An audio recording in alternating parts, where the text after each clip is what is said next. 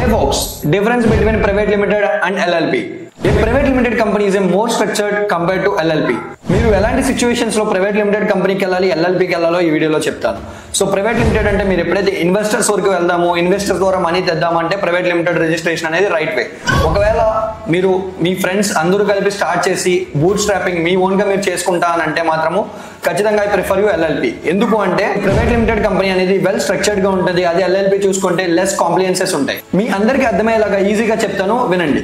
Private limited కంపెనీలో shares అనేవి ఐపీఓకి తీసుకెళ్లొచ్చు and వేరే వాళ్ళకి కూడా డిస్ట్రిబ్యూట్ చేయొచ్చు, ఈసాప్స్ కింద ఇవ్వచ్చు అండ్ అమ్మవచ్చు కూడా. It's very simple. అదే మీరు ఎల్ఎల్పి చూసుకుంటే ఎవరికైతే మీరు షేర్స్ ఇవ్వాలనుకుంటున్నారో వాళ్ళని ఖచ్చితంగా మీరు వన్ ఆఫ్ ద పార్ట్నర్ కింద అయితే యాడ్ చేయాల్సి ఉంటుంది. విత్ దేర్ డిఎస్సీస్ అండ్ డైరెక్టర్స్ కింద యాడ్ చేయాల్సి ఉంటుంది. And coming to the point of DSC, ఇవన్నీ కూడా మనం ఫ్యూచర్ వీడియోస్ లో అయితే డిస్కస్ చేద్దాం. ఈ గ్యాప్ లో మీరు మన ఛానల్ ని ఫాలో చేసి సబ్స్క్రైబ్ చేయండి. Bye folks.